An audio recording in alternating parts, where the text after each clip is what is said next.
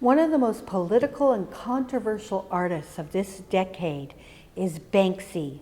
We've heard of Keith Haring, but Banksy has been semi-anonymous. Well, now there's an entire museum dedicated to him at 277 Canal Street, and it opens today. We are with William Mead, the executive director of the Banksy Museum. Mr. Mead, what made you start an entire museum to this artist?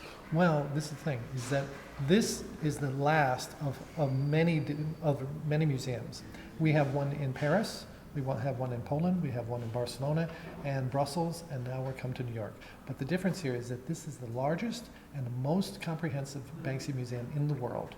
We have over 160 separate of his pieces. We have over 160 separate of his pieces, and we are thrilled to death of opening in New York finally. What made you start the museums, though? What was it about Banksy's art that enthralled you to do this? Banksy I first heard of in the mid-1990s, and I remember very specifically being in New York. He came to New York in 2013 and had a residency, and every day for a month he would create a separate piece in a different part of New York.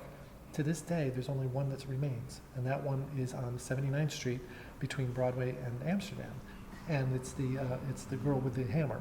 And so Banksy's always been a personality or an enigma that has always fascinated me and fascinated my partners and stuff.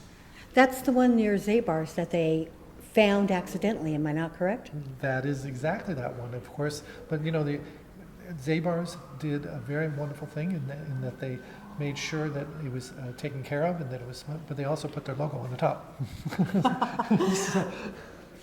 Why do you think Banksy decided to create the art that he did? Well, the thing is that Banksy took the art world and turned it on its head.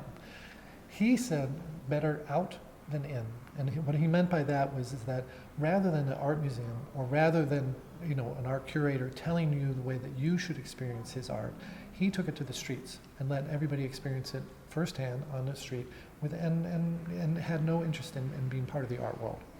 What was he trying to say? Do you have a clue? Well, I think he's had a long history with a lot of different parts to his career.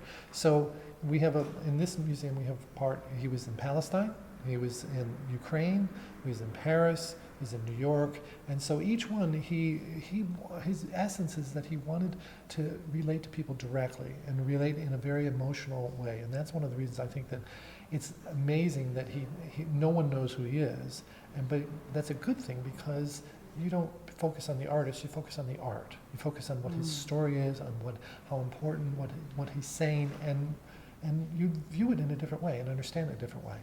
Do you have a favorite piece, one that moves you the most? Well, of course. We're standing right in front of it. This was on a bridge in London, 2002, 2003, and then eventually he created a framed version of it. Now this was the one, I don't know if you remember the story at Sotheby's, right?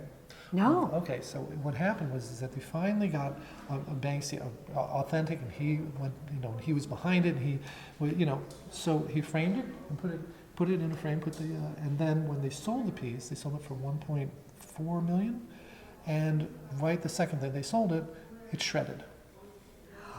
Oh, I do remember this, yes. Well, the craziest thing is that the shredder jammed.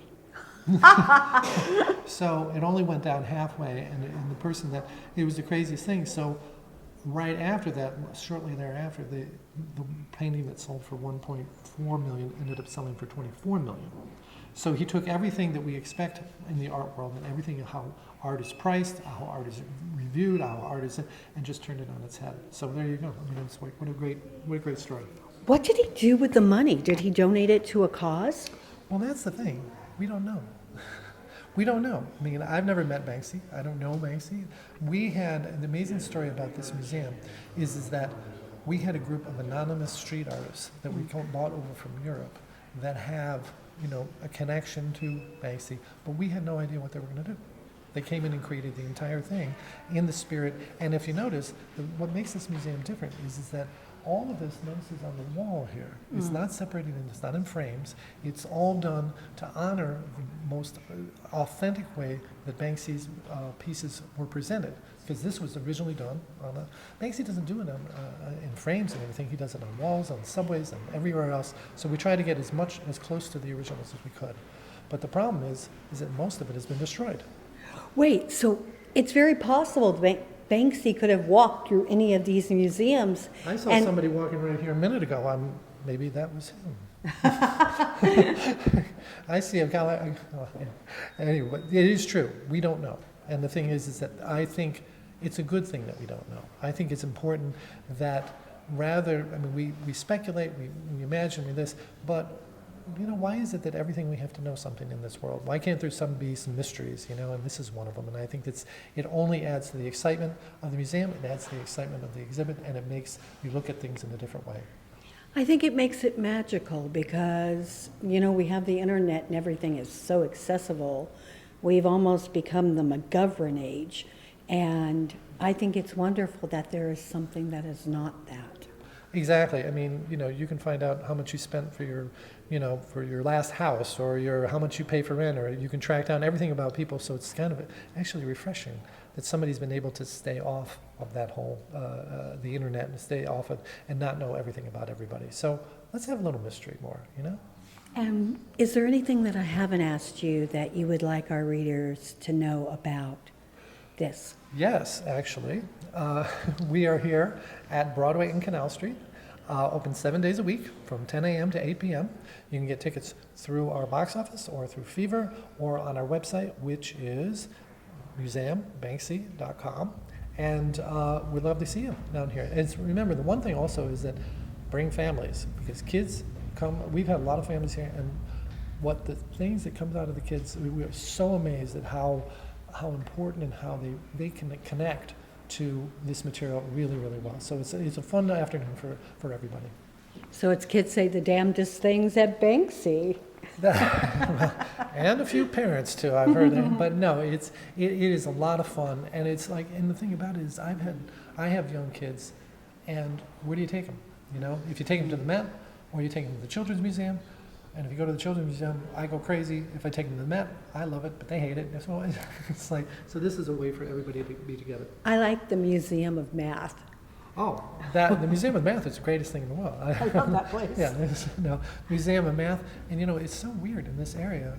We have the Cannabis Museum and the Ice Cream Museum and the Rembrandt Museum and this and that. And there's all these museums around here. I had no idea.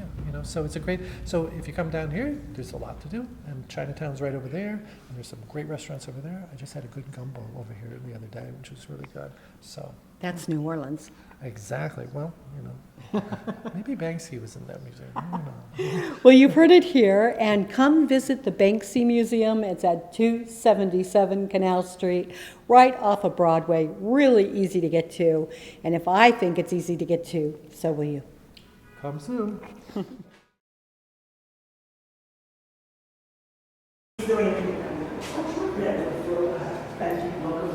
Thank you.